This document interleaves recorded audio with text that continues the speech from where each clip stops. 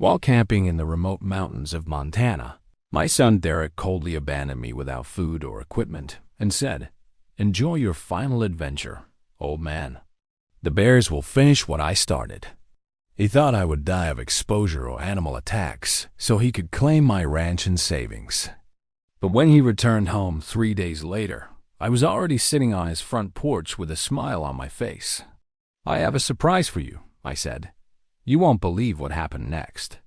Before we continue, please subscribe to the channel and let us know where you're listening in the comments. My name is Harold Whitman, and at 72 years old, I thought I'd seen every kind of betrayal life could offer. I was wrong. The worst betrayal came from the son I'd raised alone after his mother died in a car accident. When he was 12, Derek had always been different after losing his mother. Angry, resentful, constantly demanding more money while contributing nothing to our family ranch in rural Montana. I'd spent 30 years trying to fill the void his mother's death had created, giving him everything he wanted, hoping love could heal his damaged heart. What I didn't realize was that my generosity had created a monster. Derek saw my 2,000-acre ranch, my cattle operation, and my retirement savings as his personal inheritance fund.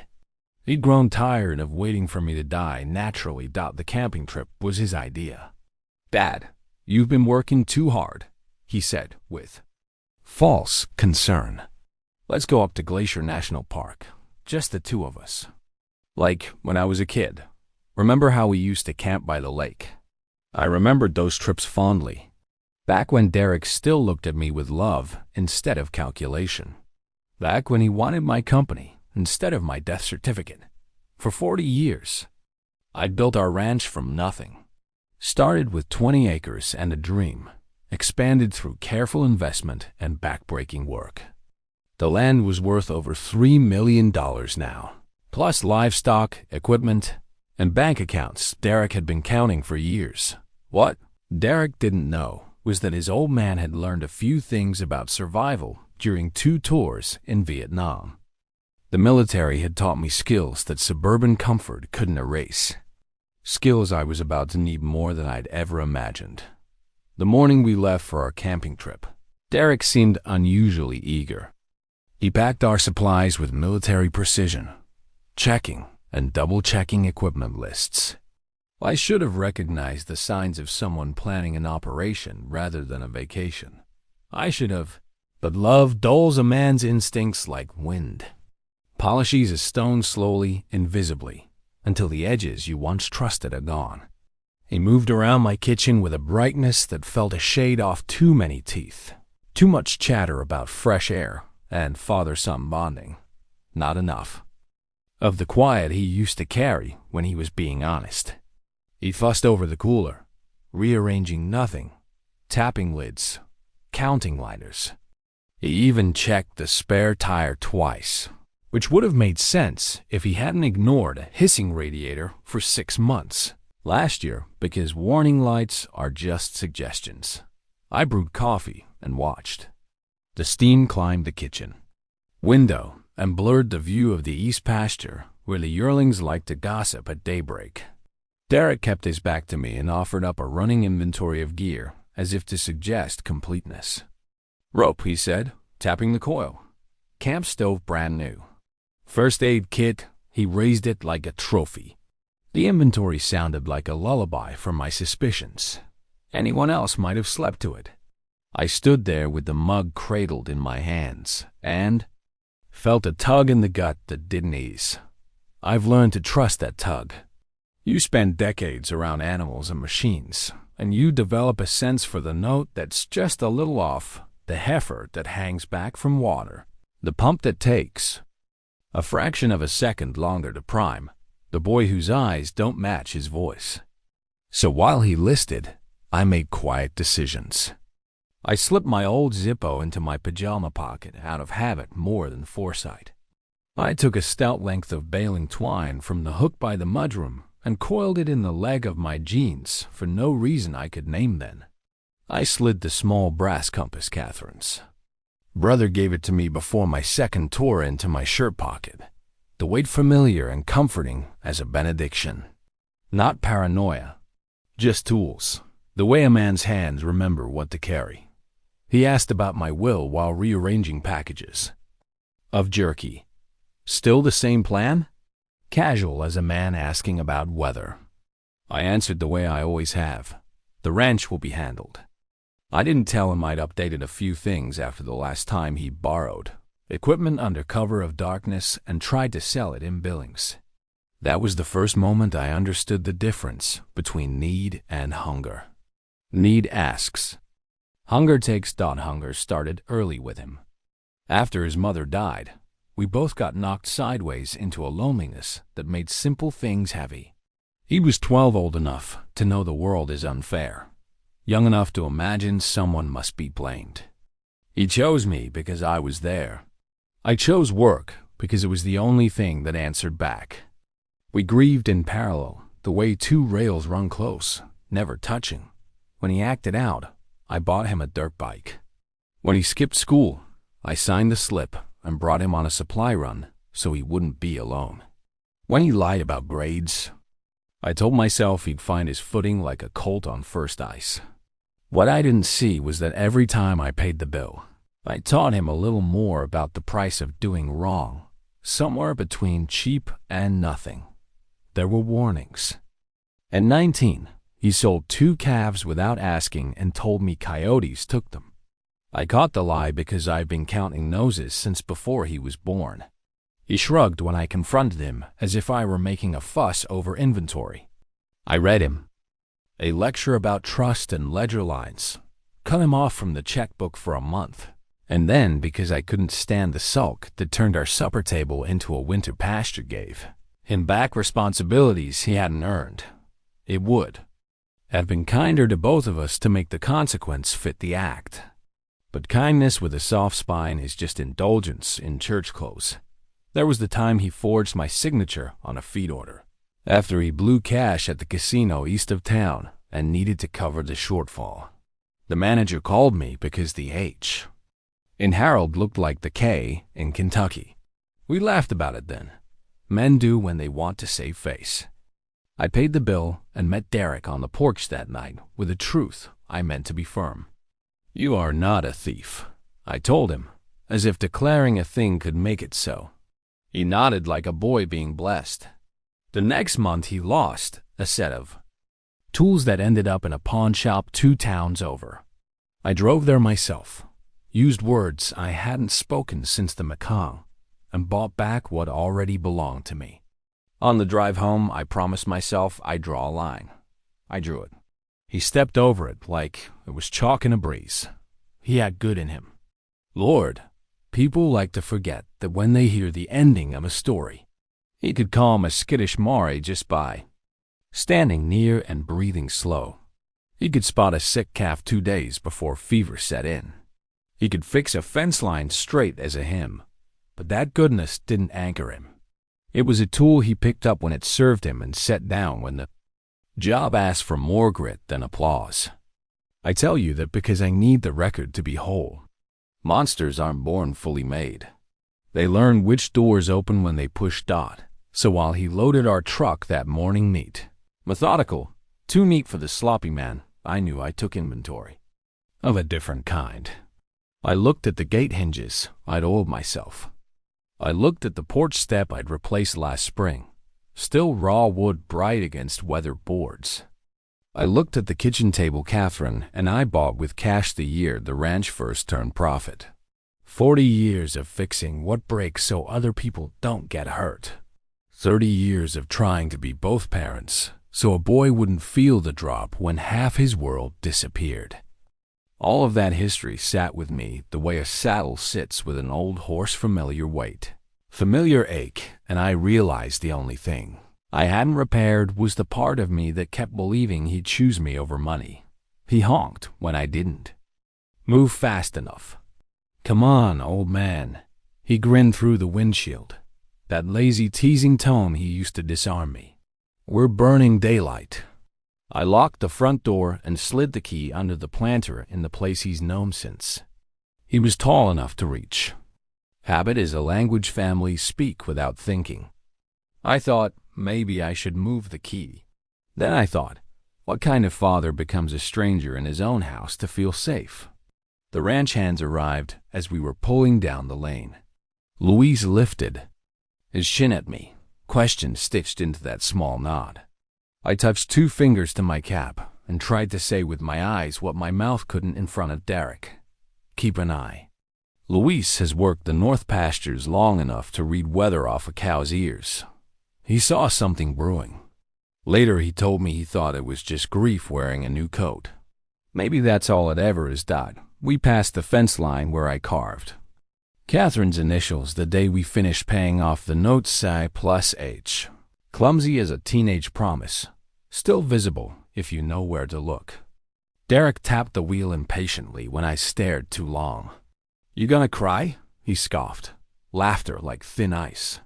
I swallowed the answer and watched the cottonwoods flick by in the rear view, like metronomes keeping time on a life.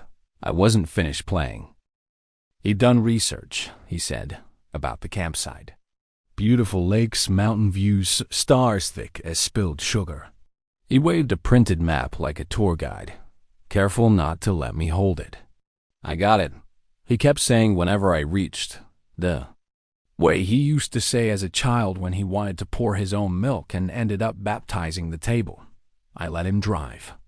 Sometimes you have to let a man's plan carry him far enough that he hears the echo of his own footsteps and wonders what's chasing him. At the last gas station, before the long stretch toward the park, he insisted on pumping. You relax, he said, and bought me a coffee that tasted like burnt forgiveness. While he was outside, I tried to call our attorney. A quick check-in about some paperwork we'd been discussing, a land trust, a conservation easement. No. Service. A text to Luis to be sure the south gate got latched. Failed. It was all ordinary. Montana is more sky than bars, but ordinary things plateau into patterns. Derek leaned through the open window and flicked the brim of my hat like he was shooing a fly. Put that thing away, Dad. We're off the grid. He smiled when he said it, and I couldn't tell if what moved behind his eyes was relief or calculation. Back on the road, he talked about bears, how they kept to themselves unless provoked, how the pamphlet said to make noise. We'll sing, he laughed, a sound that went nowhere. You still remember House of the Rising Sun? He sang a line off key. I thought of the line G is used to repeat like a charm. There was a house in New Orleans and wondered why men sing about doom like it's a friend they might meet by accident. I hummed a verse and let him hear. I wasn't afraid. You learn to do that in the service. You send bravery out ahead of you like a dog that scares off smaller threats. At home, my life sits on a grid I know by heart.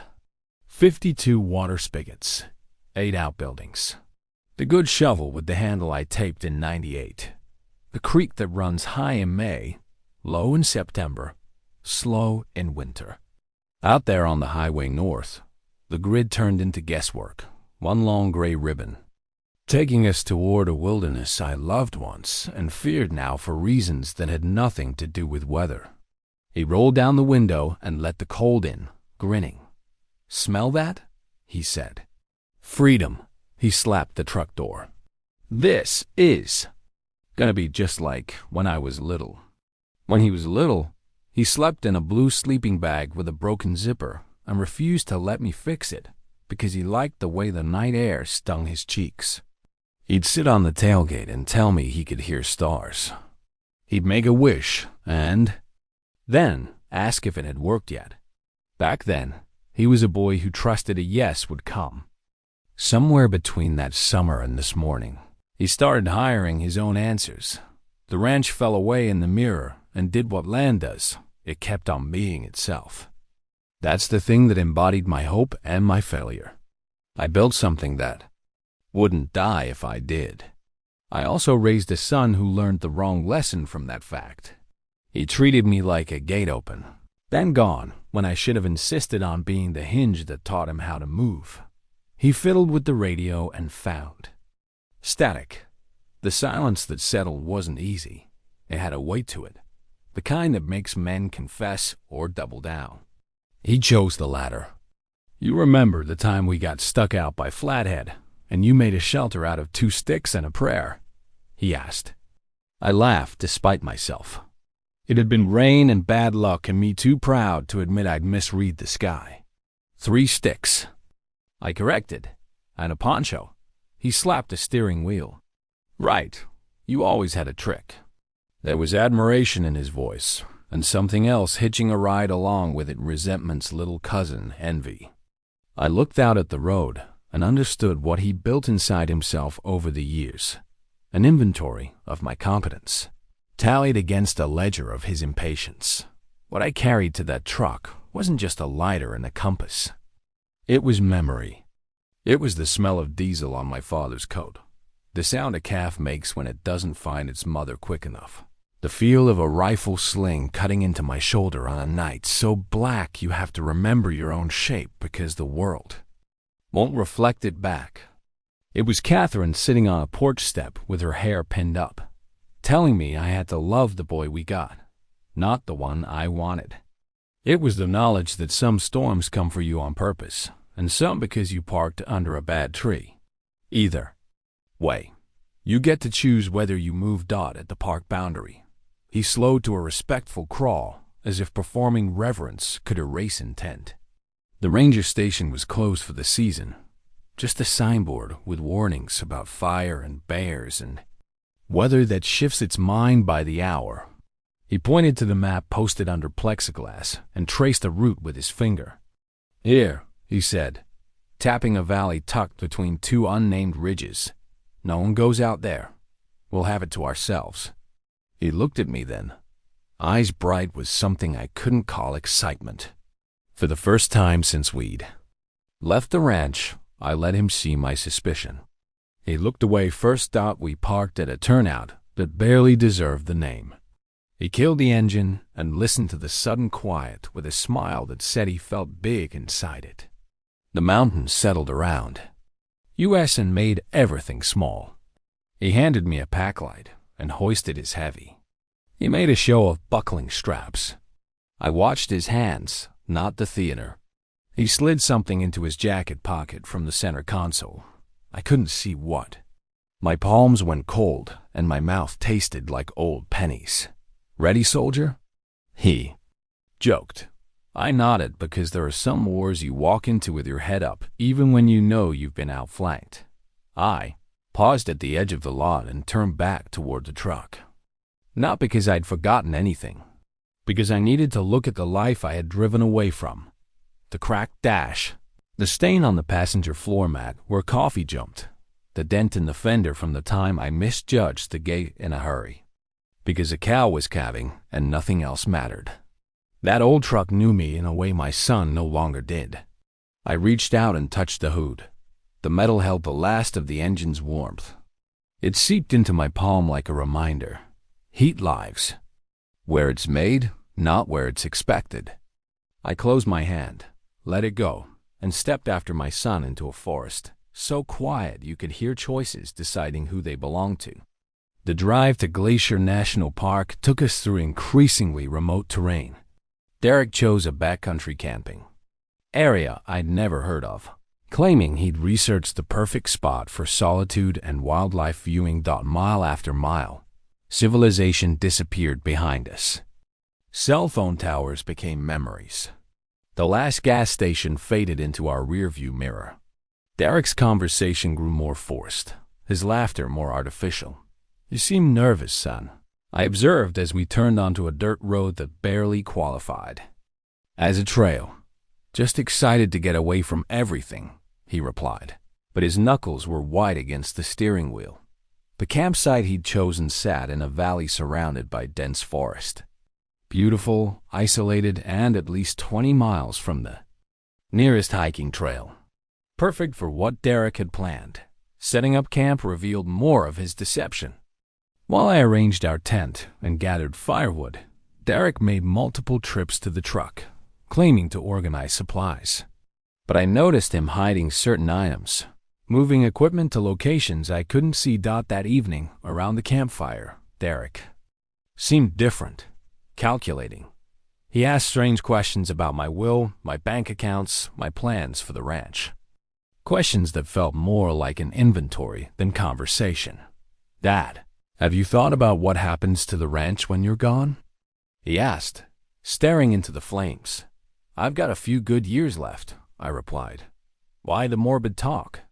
"Just want to make sure everything's in order. You know, in case something unexpected happens." The phrase sent ice through my veins. In case something unexpected happens. Like a 72-year-old man dying alone in the wilderness while his son had a perfect alibi. I smiled like I'd misheard him and poked the fire until sparks leapt up and died in the dark. "Unexpected happens all the time," I said. "That's why we pack for it." He didn't answer. He stared into the flames like they were showing him a movie only he could see. I let a few minutes pass and then suggested we hang what little food we had left from a branch. Derek volunteered to do it too quickly. He chose a limb that wouldn't have held a raccoon, let alone a black bear curious about jerky. I pointed at a higher one, a proper hang 20 feet up with 6 feet of clearance from the trunk. He frowned, then laughed at himself, made a show of learning from the old man. But when he tossed the line, he missed easy throws he'd made 100 times as a kid. He wanted me to believe he was clumsy. He'd forgotten I know the difference between clumsy and deliberate. The wind shifted, carrying the resin-thick smell of lodgepole and something colder from the glacier tongues higher up the drainage. A barred owl called, answered by another. Across the valley, far off, something big shouldered through brush elk or moose most likely. But every instinct I owned tracked Derek, not the dark. He said he had a surprise for later. Hot cocoa the way Mom used to make it. He poured the powder into 2 tin cups, but when he handed me mine, I caught a whiff of something that didn't belong metallic flat. I cupped the drink and let the steam fog my glasses, and set it beside me like I was waiting for it to cool.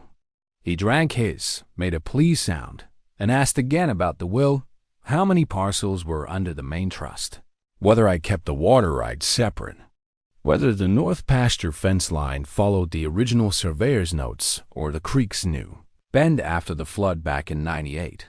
That's the sort of detail a lawyer asks when he's drafting papers. My son had never memorized a fence line in his life. I changed the subject. "You ever pull the heads on the old Massey's diesel like I taught you?" He shrugged. "Michael from town handles that stuff now." He always had someone to handle. The parts of life that required patience and grease under the nails. He thought money replaced competence. He was about to discover it. DOESN, single quotes T-dot by full dark. The stars came on like 1,000 needles pricking black cloth. A smear of light low.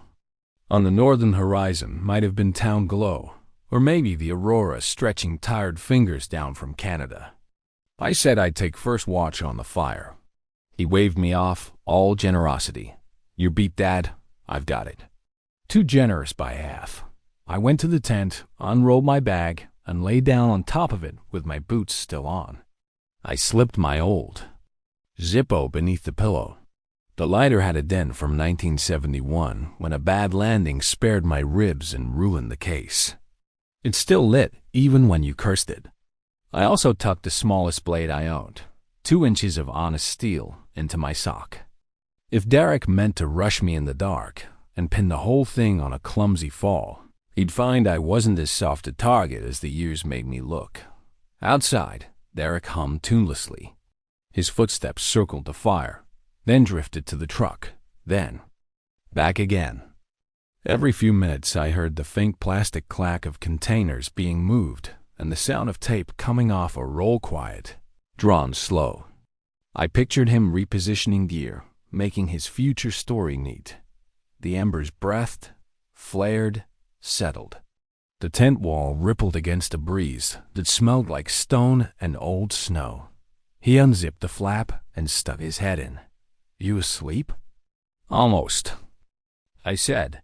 "Tomorrow we should drive the ridge road. There's a pull-off with a view. Mom would have loved it." He tested my reaction with the one word he still knew how to use like a key. Mom. The first time he'd said her name all day. She would've, I said, and looked him square in the eyes. He flinched, only a fraction, but enough. When he left, I crawled back out and made a slow loop around the camp, like a man stretching old bones. I tripped, dropped to a knee, and used the cover to examine what he'd so carefully organized. One of the fuel canisters felt lighter than it should. The emergency beacon supposed to ride in the side pouch of my pack wasn't where we'd stored it earlier. I opened the truck door and looked into the cab by moonlight.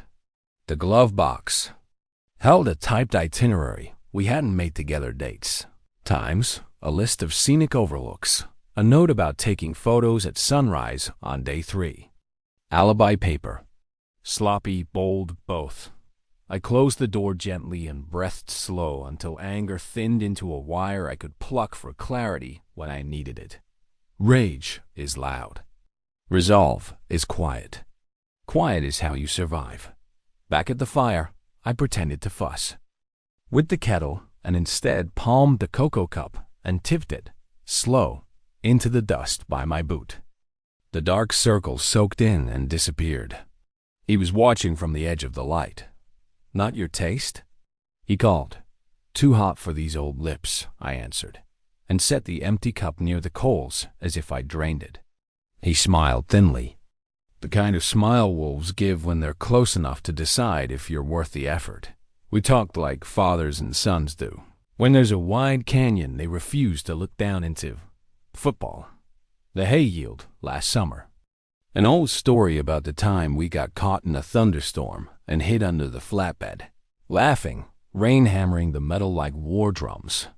He laughed along, but his eyes were somewhere else measuring, checking the math. When the fire settled into a red eye, he zipped his bag and offered the last goodnight he would ever say to me as my son. Sleep in, he said. We'll take it slow tomorrow. No rush. No, I said, almost conversational. At first light, we checked the truck together. No sense getting stranded. I made it sound like an indulgence. His vacation, my fussing. He nodded, and the nod looked like a lie renting space on his face. I lay back in the tent, palms on my chest, like a man in a coffin measuring his box for size. I listened to the night measure us. The creek thumped rocks together now. And then, a coyote yipped far off, running dark errands along the tree line. Something winged settled on the ridgepole and lifted off again, offended by my breath. I counted, slow, in eight's old habit from days when nerves had to be tricked into stillness. I slept in slices. Every time I surfaced, I checked 3 things. Without moving, wind on the tent skin, shadow angles outside, Derek's breathing. Around 3, the breathing changed. Quieter. Farther. He'd taken his bag out by the fire. A decent act if he meant to give me more space. A different kind of decent if he wanted to be free to move without waking me. The temperature dropped hard before dawn. Cold air slid down the valley like water. I sat up, put on my jacket, and laced my boots tight. In the gray-smudged hour, when the world hasn't chosen a color yet, I slid out of the tent and stoked the coals back to small flames. Derek was asleep, one arm over his face, the other lying palm up on the bag like an offering. Two-staged. He'd always been poor at pretending to be what he wasn't. Coffee? I said, loud enough that politeness would require a response. He grunted, rolled, made an effort to look bleary. He exaggerated the yawn, the stretch. People who truly just woke up don't perform the act of waking. He went to relieve himself, behind the truck for longer than biology asks. Metal clicked, cloth whispered. When he came back, he set his hands over the fire like he'd never seen heat before. Told, he said. Nothing else. Before we head out, I said, I want to check the spare and the jack. You always do. That before a long ride over rocks. I stood to walk toward the truck. He stepped between me and the tailgate with a laugh. "Dad, you and that spare. It's fine." "That spare saved your mother and me twice," I said. I angled right. He angled right. Not much, but enough to say we both understood what the other intended. A small thing, a wrong thing, laid down like a shim under a heavy piece of furniture. It tilts everything after it. I let it go for the moment. I had other checks to make first. I walked to the creek instead, not like a man blessing himself, and cupped water into my mouth. Cold lit up my teeth like struck flint. I let the cold shock my blood awake. When I stood, Derek's reflection in the water rippled and smoothed. His hands were in his pockets. His shoulders were too high. "Let's break camp after breakfast," he said. "We'll drive the ridge and get those pictures." "After breakfast," I said. We bundled the rope, packed the stove, checked the beacon. I watched for the flinch on the last word. It came, a tiny blink. You can learn a man by the muscles he can't control. We ate in silence. He finished quickly and busied himself tying down nothing with an expert's concentration. I took my time, arranged my few things into the pattern that would make sense to me if I had to find them in the dark. Zippo in the left pocket, tiny blade in the sock. Belt cinched one hole tighter. Hat on. Old body ready for a young man's. Problem: when the sun finally cleared the fir tops, it struck the truck windshield and threw a bright square across the ground like a window to another world. Derek squinted into it, and I saw, plain as writing on glass, the future he thought he owned. The ranch parceled or leveraged. The house renovated. My name on a stone. Date's done. He slung the last bag in, turned, and forced one more grin. "You ready, old man?" "You have no idea," I said. I took 2 steps toward the passenger door and stopped, letting the quiet say what my father and his father would have said out loud. If a man means to shove you off a ledge, make him. Do it in daylight where he can see your eyes on the way down. He looked away first, back toward the cab. His hand reached for the handle, then paused over it, uncertain for the first time since we'd turned off the highway. The birds went quiet for a breath, and in that thin silence I could hear it, the soft, calculated rhythm of a planned cycling. Through its last checks, I let my shoulders relax and made my voice easy. "I'll grab the map," I said, and walked past him as if I trusted him with everything. He opened the door, climbed in, and the engine coughed once before catching. I stood there, hearing more than the idle, the rattle of a jack not where it should be, the absence of the emergency beacon's familiar click when the glove box bumped shut. Missing, moved, arranged. He revved the engine lightly, a little boy impatient to go, and called through the open window, "Don't forget your jacket." "I won't," I said, and smiled. I didn't intend to need it where he was going. I intended to need the parts of myself he'd never managed to take. The old patience, the old quiet, the old map I carry in my head of how men behave when they've convinced themselves money can replace a father.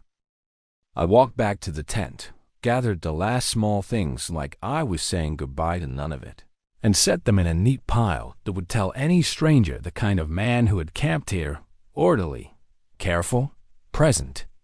Then I put my hand flat on the tent roof and felt the cold press through the nylon, a reminder from the mountain that nature isn't cruel. It's consistent. People choose cruelty. Mountains merely reveal choices. Night had shown me enough. Morning would show me the rest. I cinched my belt, squared my shoulders, and breathed the sharp air down deep until it burned. Then walked back toward the engine's hum, my boots marking the frost-silver grass, and carried with me the old soldier's truth Derek should have remembered. You don't win a fight by wishing the other man weak. You win it by knowing exactly who you are when the plan falls apart. I took my place by the passenger door and rested my hand on the frame. like a man about to climb into a truck for a day's drive with his son. Inside, the keys jingled. Outside, a jay scolded from the spruce. The world balanced on a hinge, so small you could miss it if you weren't paying attention. I was paying attention.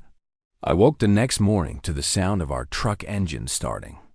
Through my tent flap, I saw Derek loading all our supplies, including my backpack, my food, my water, and most importantly, my emergency beacon. Derek, what are you doing? I called out, struggling to exit my sleeping bag. He turned toward me with an expression I'd never seen before. Cold, determined, completely devoid of filial affection. I'm leaving, Dad. This is where your story ends. What are you talking about? I stood up, still not fully comprehending what was happening. You've lived long enough. The ranch needs younger management, and I'm tired of waiting for nature to take its course. The casual cruelty of his words hit me like a physical blow. My son, the boy I'd raised, protected, and loved unconditionally, was calmly explaining his plan to murder me. Derek, please. Whatever's wrong, we can fix it. Don't do this. Nothing's wrong, old man. Everything's finally going right. You'll die out here, probably from exposure, or maybe the grizzlies will find you first. Either way, I inherit everything, and nobody will ever suspect anything except a tragic camping accident. He climbed into the truck, leaving me standing in my pajamas beside a cold campfire. The morning air bit through my thin clothing, and I realized he'd taken my jacket along with everything else. Enjoy your final adventure, Dad. The bears will finish what I started. The truck disappeared around the bend, taking with it every piece of survival equipment, except the clothes on my back and the tent I'd slept in. Derek had planned this perfectly, leaving me with nothing that could sustain life in the Montana wilderness. He tapped the horn twice habit from ranch gates and said, "Light as lint, hop in." I reached for the handle. He looked past me, toward the creek. "Forgot the kettle," he added, too quickly. "Mind grabbing it?" Old trick. Send the mark 2 steps away, close the door, and be moving before he turns back. I didn't oblige. I kept my hand on the door frame and met his eyes through the glass. For a heartbeat, we were 2 bulls at opposite ends of the same alley, each waiting on the other's twitch. He broke first. "Fine," he said, and killed the smile. The performance slid off his face like meltwater off slate, and what remained was something spare and winter cold. He shifted into park, climbed out, and came around the hood until we stood 3 feet apart, breath whiting the air between us. "I've been thinking," he said, palms open as if he wanted peace. "About the ranch, about time." "You've been thinking about money," I said. No accusation in it, just description. He tilted his head, the way he used to when he was a boy caught red-handed and trying to decide whether to confess or double down. He chose the double. "You're old," he said. "This place, everything needs decisions you won't make. You always said land outlives men, so let it outlive you sooner." It's a strange sensation, feeling your love for your own child recede like a tide that has learned, finally, it can't cross a reef. Not anger, not even shock. Just a line being drawn by something older than either of us. I studied him the way I would a cracked fitting angle of failure, direction of pressure. What will blow when you touch it wrong? "You don't have to do this," I said. "You can still choose decency." He laughed, the sound dry as pinnacone scales. Decency never paid a note. "You taught me everything practical matters more than talk. So here's practical. You go for a walk, get turned around. The cold gets. You, maybe a bear, wanders through first. Tragic. Natural. Everybody nods. I handle arrangements. The ranch keeps moving. Clean." He said the last word like a compliment to himself. "Look at me," I said. "I am," he said, and didn't. "You're deciding what kind of man you are. That sticks." Not because of me. Because of you. He blinked, irritated at any frame that wasn't his. It's already decided. He pivoted back to the truck with that long, loose stride pride gives a man right before it makes him clumsy. I angled to the tailgate. He matched. May, quickening. We arrived together. Hands landed on metal at the same moment, his fingers whitening over the latch. Mine resting flat, unhurried. Open it, I said. No need, he said. Open it. I let the words carry command the military burned into my bones. Quiet. Absolute. He hesitated, then popped the latch an inch and slammed it again. A child's gesture in a grown man's hand. We're wasting daylight, he said, and the false patience in his voice was thinner than the ice skinning the creek. He walked fast to the driver's side and finally stopped pretending. The engine fired. Higher rev than usual he'd feathered. The idle up. He threw it into gear, crushed the brake, and leaned out the window. You're tougher than most, he said, almost with respect. Won't take long, though. Cold is efficient. And hey, he flicked 2 fingers toward the tree line. The bears will finish what time started. There was the sentence. He'd been nursing like a bad tooth. He finally spit it out. I took my hand off the doorframe. I didn't lunge. I didn't plead. I stepped back 1 pace and memorized every contour of my son's face in that moment. The set of his jaw, the tiny pulse in his temple, the narrowness in his gaze that comes from years of choosing shortcuts until they become a man's only. Roads. What you do next becomes the story you have to sleep in, I said. He cut the wheel. Gravel popped. The truck rolled forward, slow first, then faster, fishtailing a little where frost still slicked the soil. He didn't look in the mirror. He didn't wave. He just drove, the box of gears sliding and thudding behind the cab with each rut. My jacket, the spare I'd brought for him, not the one on my back visible for a heartbeat in the rear glass before it disappeared with the bend-dot silence, is different. After tires go, the woods take one long breath, then return to their own business like you were never part of it. I stood until the rumble smeared into distance, then into memory, then into something meaner that pretends to be memory. A voice that says, he left. It's done. Lie down. I didn't lie down. I crouched by the fire ring and raked ash with a stick until live coals bled orange. Heat has a sound whispery, almost apologetic when it comes back. I let it lick my palms, then turned and walked the camp perimeter like a ranch fence after a windstorm. Inventory isn't panic.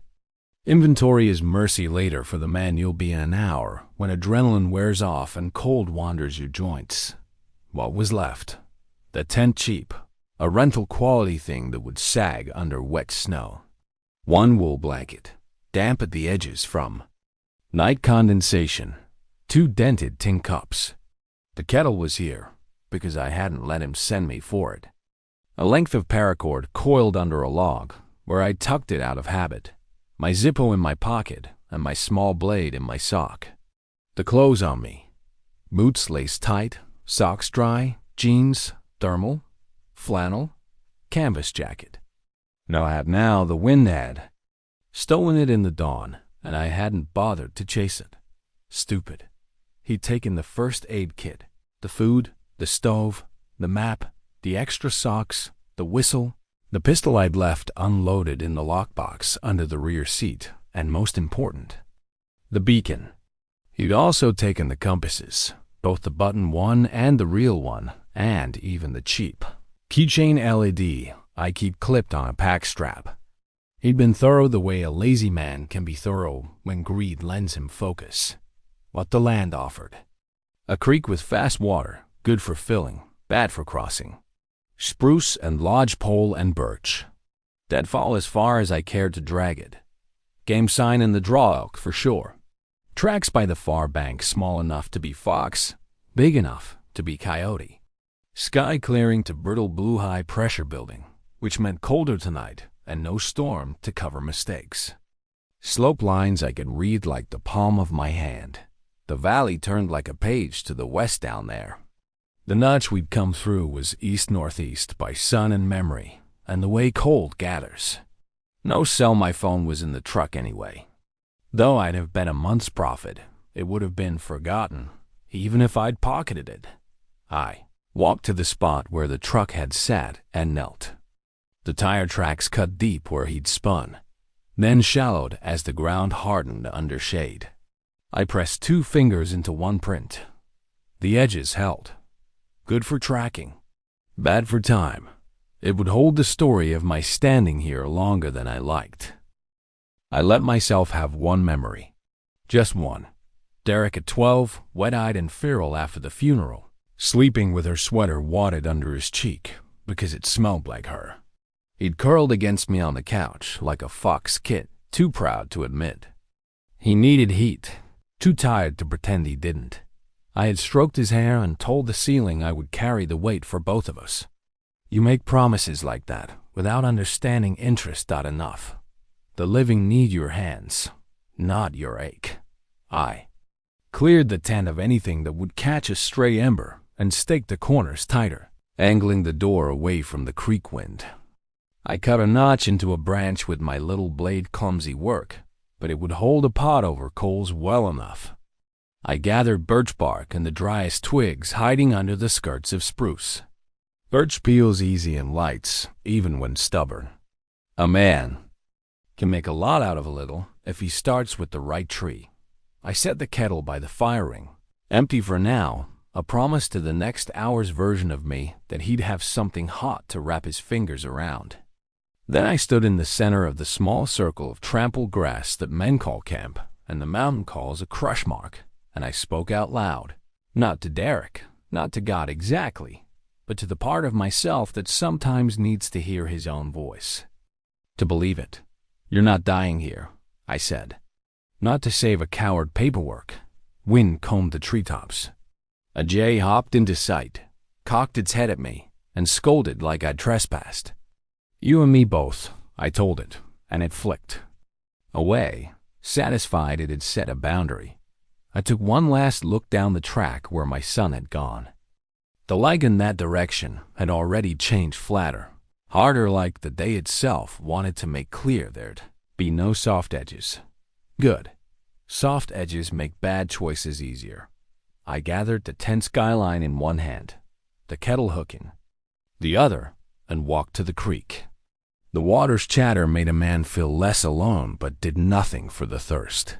That would show up later like an uninvited guest and try to move in. I knelt, cupped, drank, counted, drank again. Cold can shock. You're stupid if you don't watch it. I watched it. The cold became information. How long until hands numb? How fast breath fogs? How quickly a mistake would stiffen into something you can't walk off?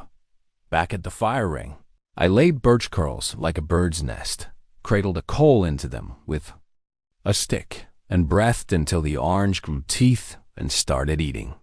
Flame makes a little courage just by existing. I fed it carefully split twigs, then pencil sticks, then wrist-thick wood. The crackle pitched higher as moisture fled. Heat pushed against my shins and climbed under my jacket like a conspirator. I sat, palms out, and let the tight fist in my chest unclench 2 notches. Grief and rage would keep trying to sit at the fire with me like men who don't take a hint. They could stand at the edge and warm their hands if they behaved. They didn't get a chair. On the ground by my boot was the circle of dark where I'd tipped his doctored cocoa. Moist earth, darker than the rest, an accusation that would fade by noon. I rubbed it with my heel until it vanished. No reason to leave Derek any satisfaction, even in absentia. When a man is left deliberately, methodically, he learns things about the lever he couldn't learn any other way. I learned my son prefers what's easy over what's right, that he mistakes certainty for strength, that he underestimates the stubborn, and that he talks about nature like it's his accomplice. Nature doesn't take sides. It simply waits for you to choose care or carelessness and then cashes the check. I chose care. I stood, rolled my shoulders, and looked east where the notch cut a clean V out of the ridgeline. Past that, eventually, was road, then a ranger station. Then questions. Past that was a phone, a sheriff, a set of papers that would unmake the future Derek had drafted for himself on the back of my death. But first, there were hours, cold hours, the kind that rummage through a man's pockets looking for weakness, the kind that ask over and over, "You sure? You sure?" "Yes," I said, to the trees, the creek, the empty track, the old ache, the new resolve. I am. I fed the fire, turned my face to the sun to steal what heat it had, and let the wilderness settle around me not as a sentence, but as a problem set. I've always liked problems you solve with your hands. And somewhere down the mountain, my son drove toward a version of himself he'd have to stare at in every mirror for the rest of his life. That was his wilderness. This one was mine. Standing alone in that remote valley, I felt something I hadn't experienced since Vietnam. The cold clarity that comes when death becomes a real possibility. But along with that clarity came something. Derek had forgotten about his old man. I'd survived worse situations with less equipment. First priority was warmth. The morning temperature was already dropping, and hypothermia would kill me faster than any bear. I gathered dry pine needles and birch bark, using techniques I'd learned in military survival training 40 years earlier. My old Zippo lighter, forgotten in my pajama pocket, sparked to life on the third try. Within minutes, I had a small fire burning. The warmth felt like salvation, but I knew it was only the beginning of my challenges. Water came next. A stream ran through the valley, about half a mile from our campsite. I used my belt buckle to dig a small depression, creating a primitive water collection system. The water was ice cold and probably contaminated. The dehydration would kill me faster than bacteria. Food would be the biggest challenge. Derek had taken everything edible, assuming I'd starve within days. But Vietnam had taught me about emergency nutrition. Pine needle tea provided vitamin C. Certain bark could be boiled into a bitter but nutritious soup. Grubs and insects, while disgusting, contained protein. By noon, I established a basic survival routine. Fire maintenance, water collection, food gathering, and most importantly, planning my escape from this wilderness prison Derek had created. The irony wasn't lost on me. My son had brought me here to die, but he'd accidentally given me something I hadn't felt in years: purpose. For the first time since his mother's death, I had a clear mission that didn't involve enabling Derek's selfishness. Purpose steadied my hands, the way warm blood steadies a shivering dog. I set tasks in a line, the way I would on a long workday at the ranch. List, order, execute, reassess. Panic hates a plan. It finds fewer places to roost. First, shelter. The tent Derek left was no pry zipper gritty, rainfly thin as onion. Skin but cold wind respects angles. I shifted the whole setup 10 yards into a small stand of spruce where boughs broke the gusts and dropped less frost. I banked the edges with duff and snow skim to keep drafts from hunting my ankles. The paracord bought me a ridgeline. The blanket became an inner baffle. I cut 2 green saplings to prop the fly out and give me a hand's breadth of dead air. Cheap insulation, but insulation all the same. Second, fire discipline. Heat is life, but heat is also appetite. I didn't have the calories to feed a bonfires. Vanity. I gathered finger-thick deadfall, split some with the knife and a batoning stick, and laid a slow, sensible fire no higher than my knee. Coals, not flames. That was the goal. Coals hold grudges against cold longer. Over them I hung the kettle, filled twice from the creek, and boiled until it rolled angry. I let the first pot cool to warm and drank deep, slow, counting sips so my gut wouldn't cramp. The second pot I fed with a fistful of fresh pine tips, the needles bleeding sharp green into the water. Vietnam taught me pine keeps scurvy away and spirit steadier than coffee in a pinch. Third, signal. Derek had stripped me of the beacon, but he hadn't taken my stubborn. I walked the draw and hauled armloads of pale quartz from a slump below. A cut bank, then laid 3 long bars on the meadow grass in a clean, open patch SOS as wide as a pickup is long. White against the dead gold would read from altitude if a ranger bird drifted this way. Beside the fire ring, I built a signal. Pyramid, a stack of dry sticks feathered with bark curls and capped with a parcel of spruce boughs and damp needles that would smoke big if I pushed it into flame.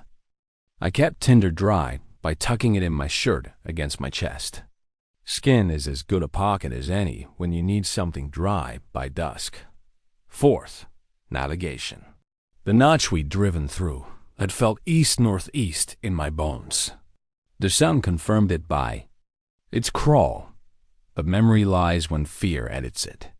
I set a shadow stick on a flattish bit of ground, stabbed a straight twig in, marked the tip of its shadow with a pebble, waited 20 minutes, marked again, drew a line between the marks.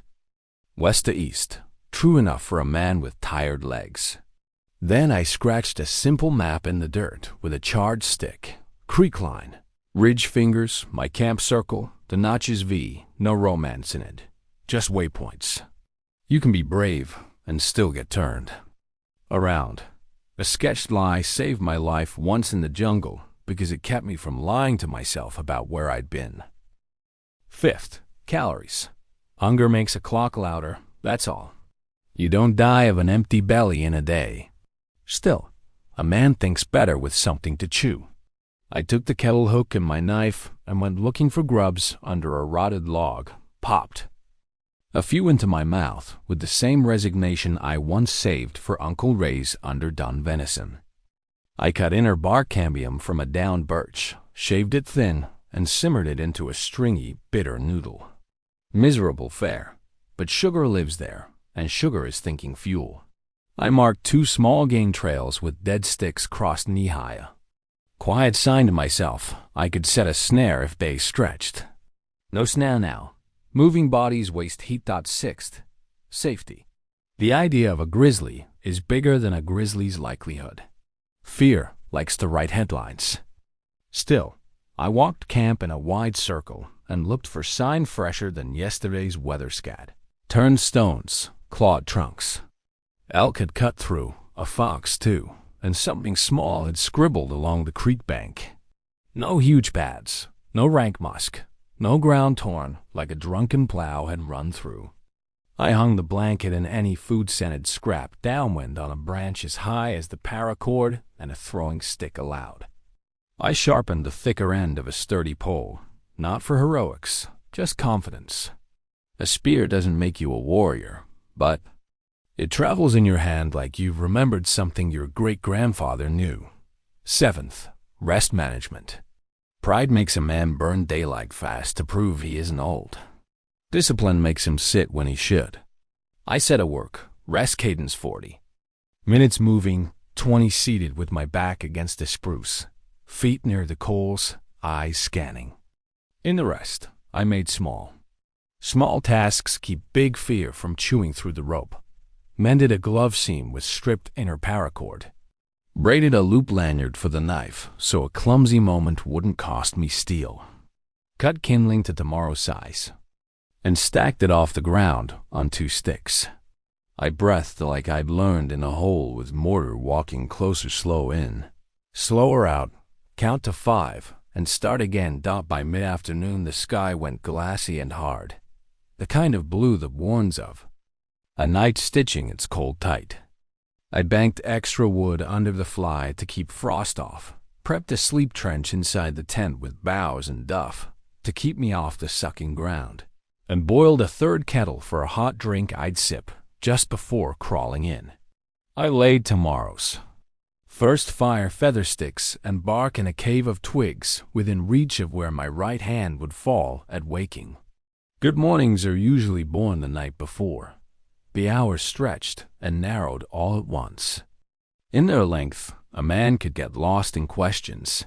When did Derek's line cross? Could I have mended it earlier? In their narrowness, there was only the current task.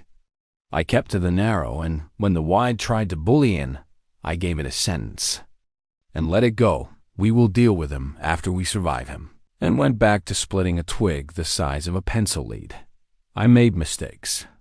I tapped a rock wrong and nicked my thumb. Blood beads bright and cold and looks worse than it is. I cleaned it with boiled water, pinched it shut with a strip of shirt seam, and reminded myself infection is the quiet thief. I misjudged a step, neared the creek and slicked into a knee-deep pool. I slung my leg back out and changed socks, wringing the wet ones over steam like a soldier does in a foxhole. I lost my temper once at a stubborn knot and heard my own voice, too loud, crack against the trees. I apologized to no one but the trees anyway and tied the knot slower. The woods keep score in strange ledgers.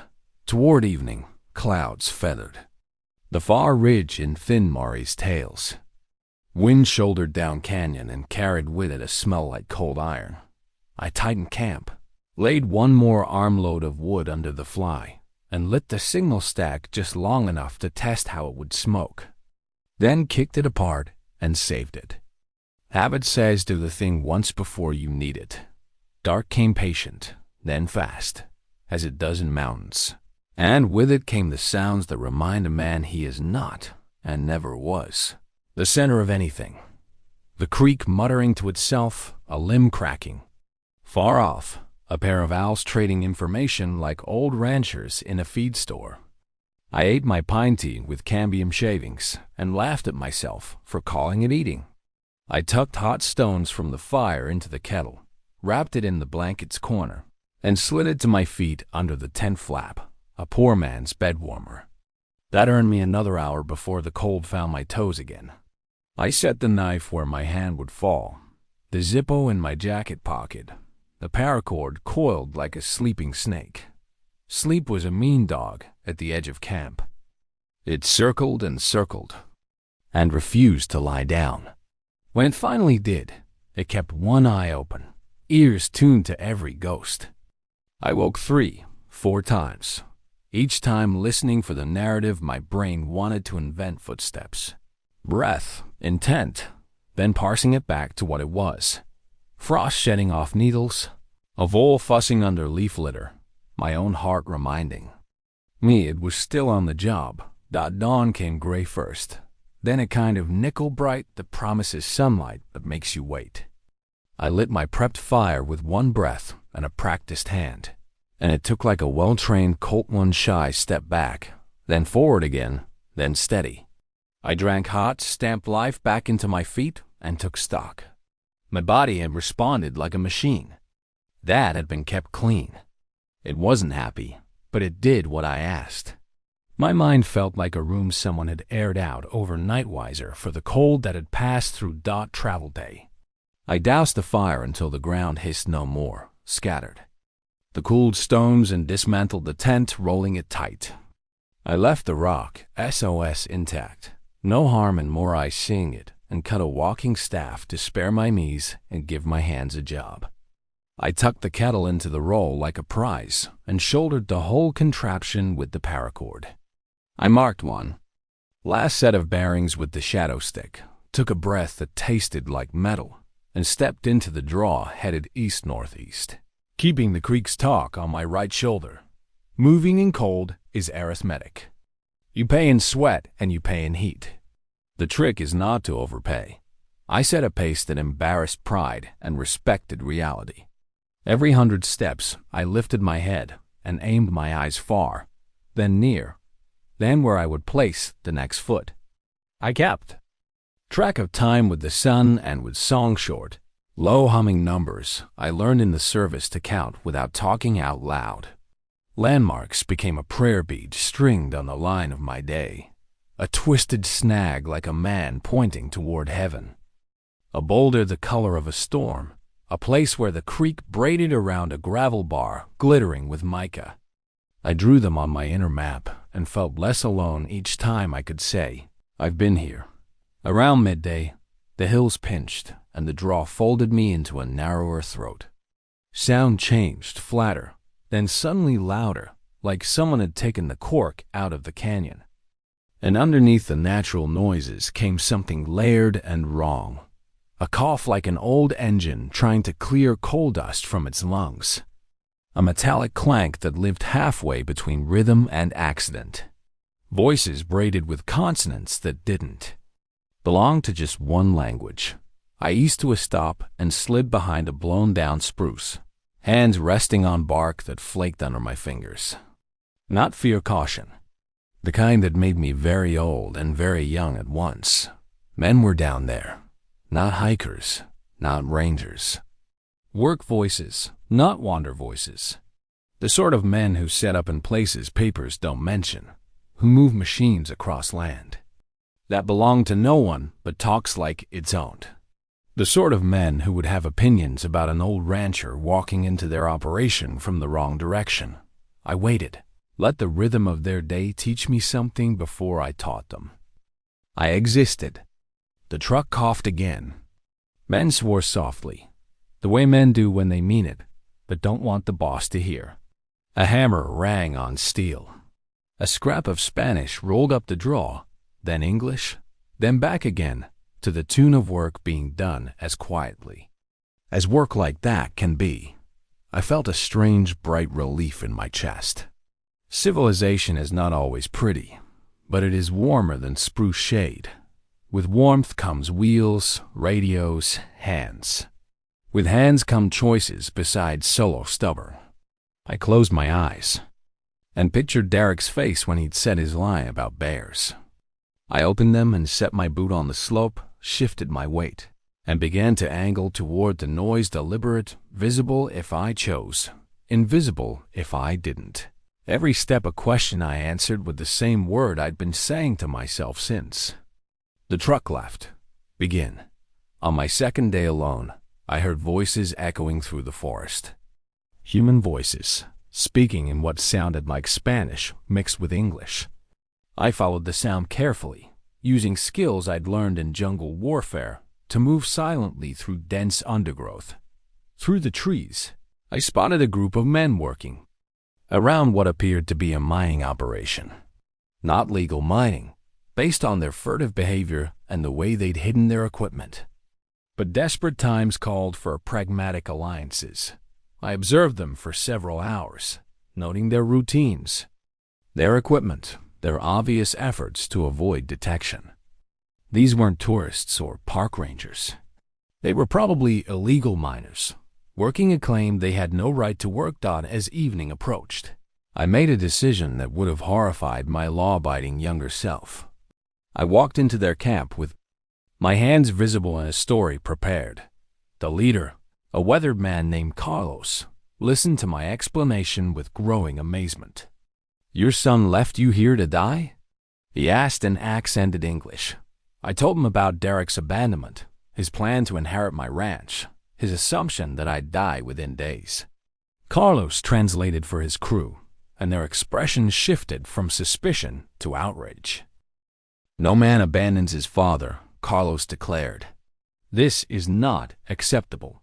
What I discovered was that these illegal miners had something Derek hadn't counted on, a functioning radio system for coordinating their operations. More importantly, they had transportation, food, and a network of contacts who could help me reach civilization. Carlos made me an offer. "We help you get home. You forget you saw us here. Fair trade?" "More than fair," I agreed. Carlos and his crew had been operating in these mountains for months, using hidden trails and back roads to avoid park rangers and law enforcement. They knew every shortcut, every abandoned logging road, every way to move through wilderness without being detected. The ride out took 12 hours, bouncing through terrain no normal vehicle could navigate. But Carlos's modified truck handled the punishment, carrying me steadily towards civilization while Derek probably assumed I was dying slowly in the wilderness. We stopped at a truck stop outside Kalispell, Montana, where Carlos bought me a meal and helped me contact a taxi service. Before parting ways, He handed me a business card with only a phone number. "If you ever need help again, call this number," he said. Men who abandon family deserve consequences. The taxi ride to Derek's house gave me time to plan my next moves. I'd been gone for 3 days, exactly the amount of time Derek had calculated for my death. He'd probably already started making funeral arrangements, practicing his grieving son routine for the authorities. What Derek didn't expect was his intended victim arriving at his front door very much alive and very well informed about his murder. Plot: Derek's house sat dark against the evening sky when my taxi pulled into his driveway. I paid the driver and walked to the front porch, settling into the rocking chair Derek's mother had loved. The same chair where she'd read him bedtime stories before cancer took her away. I didn't have to wait long. Derek's headlights swept across the driveway at exactly 9:30, right on schedule for someone returning from a camping trip where his father had tragically disappeared. He parked and walked toward the house, practicing his shocked expression for the phone calls he'd planned to make. Missing person reports, search and rescue requests, all the performance pieces of his perfect crime. Then he saw me sitting in his mother's chair. The look on Derek's face was worth every moment of suffering I'd endured in the wilderness. Shock, terror, and something approaching panic as his perfect plan crumbled before his eyes. "Dad?" The word came out strangled, disbelieving Dot. "How's your drive home?" His legs seemed to buckle. He gripped the porch railing, staring at me like I was a ghost returned from the grave he dug for me. "How are you here? How did you survive?" "Turns out your old man is harder to kill than you calculated." I stood up slowly, letting him see that I was not only alive but healthy. Amazing what good friends and proper planning can accomplish. Derek's mouth opened and closed wordlessly. The confident killer who'd abandoned me in the wilderness had become a terrified child, facing consequences he'd never imagined. "I have a surprise for you," I continued, pulling out the legal documents I prepared during my taxi ride. "Remember how you were so interested in my will? Well, I've made some changes." The new will I drafted with my attorney's help was simple and devastating. Derek would inherit nothing. Not the ranch, not the bank accounts, not even his mother's jewelry. Everything would go to veterans organizations and wildlife conservation groups. But the will was just the beginning of Derek's problems. I also called the sheriff. I said, watching his face go white, "Attempted murder is still a felony, even when it fails. Especially when there are witnesses." Derek collapsed into the other porch chair, staring at the legal documents that represented the complete destruction of everything he'd tried to gain. "Through my death. Dad, please. If you'll just listen, I can explain. I listened for 3 days while you assumed I was dying alone in bear country. I'm done listening to explanations." The sheriff's car pulled into the driveway, red and blue lights painting Derek's terrified face in alternating colors. Deputy Martinez emerged with the calm professionalism of someone who'd handled family violence cases before. "Mr. Whitman, we received your call about attempted murder." Derek made one last desperate attempt at manipulation. "Dad, you can't do this. I'm your son. We're family. You stopped being my son the moment you decided I was worth more dead than alive." I walked toward the deputy, leaving Derek sitting alone on the porch where his mother used to read him stories about heroes and villains. The irony was perfect. Derek had brought me into the wilderness to die for money. Instead, he taught me the difference between being a father and being an enabler. Some lessons are worth surviving attempted murder to learn. As Deputy Martinez read Derek his rights, I felt something I hadn't experienced in years. Complete clarity about who deserved my love and who had simply been taking advantage of it. The ranch would go to people who actually helped others instead of exploiting them. Carlos and his crew had shown more family loyalty in 3 days than Derek had shown in 30 years. Sometimes the best inheritance you can leave is the knowledge that actions have consequences, even when they come from people who share your blood. Derek learned that lesson in handcuffs, exactly the way he'd earned it.